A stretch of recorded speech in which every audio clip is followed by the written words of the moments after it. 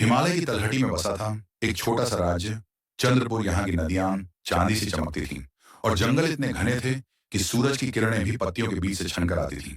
इस राज्य की राजकुमारी अनन्या अपनी बुद्धिमत्ता और दयालुता के लिए जानी जाती थी, लेकिन उसका मन हमेशा रहस्यों की खोज में भटकता था।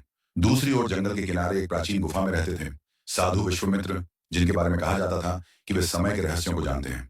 एक दिन चंद्रपुर में अजीब घटनाएं होने लगी। नदियों का पानी रातों रात काला पड़ने लगा और पेड़ों की पत्तियां बिना हवा के हिलने लगी। लोग डर गए। राजा ने अपनी बेटी अनन्या से कहा, बेटी, तुम्हारी बुद्धि और साहस ही इस रहस्य को सुलझा सकते हैं। अनन्या ने सुना था कि साधु विश्वामित्र के पास हर समस्या का समाधान होता है। वह अपनी दासी मालती के साथ जंगल की ओर निकल पड़ी। गुफा के बाहर पहुंचते ही उसे एक गहरी आवाज सुनाई दी। कौन है वह जो समय के रहस्य को छूने की हिम्मत करता है? अनन्या ने साहस बटोर कर कहा, मैं हूं चंद्रपुर की राजकुमारी अनन्या। हमारे राज्य पर संकट है, क्या आप हमारी मदद करेंगे? साधु विश्वामित्र गुफा से बाहर आए। उनकी आंखों में चमक थी, मानो वे संसार के सारे रहस्य देख चुके हों।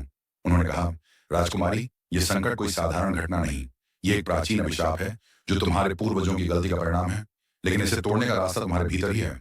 अनन्या हैरान थी। मेरे भीतर? मैं तो बस एक राजकुमारी हूं, साधु ने मुस्कुराकर कहा। हर इंसान के भीतर एक शक्ति होती है जो दया और सच्चाई से जागती है। तुम्हें अपने दिल की गहराई में जाना होगा, लेकिन सावधान, इस रास्ते पर तुम्हें अपने डर का सामना करना पड़ेगा। साधु ने अनन्या को एक प्राचीन तालाब के पास ले गए, जिसके पानी में चांद की परछाई हमेशा दिखाई देती थी, चाहे दिन हो या रात। उन्होंने कहा, इस तालाब में डुबकी लगाओ और अपने डर को देखो। जो तुम देखोगी वही तुम्हें सत्य तक ले जाएगा। अनन्या ने हिचकिचाते हुए तालाब में कदम रखा। जैसे ही वह पानी में डूबी, उसे एक दृश्य दिखा। उसने देखा कि सैकड़ों साल पहले उसके एक पूर्वज ने लालच में आकर जंगल की आत्मा एक पवित्र वृक्ष को काट दिया था। उस वृक्ष की आत्मा ने अभिशाप दिया कि जब तक कोई सच्चे मन से माफी न मांगे, चंद्रपुर की शांति भंग होगी।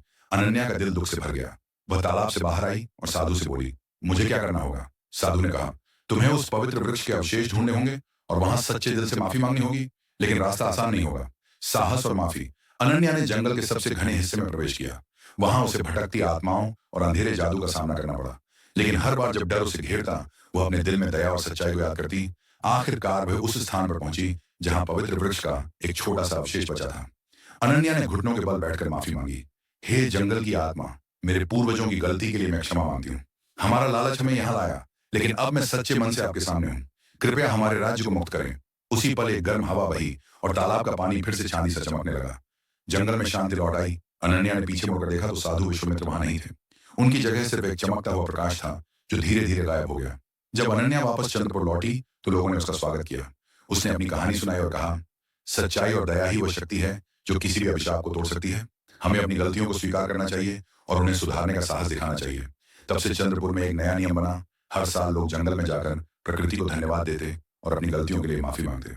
और साधु विश्वामित्र कुछ कहते हैं कि वे जंगल की आत्मा के रक्षक थे, जो तब तक वहां रहे जब तक अनन्या ने सत्य का रास्ता नहीं चुना।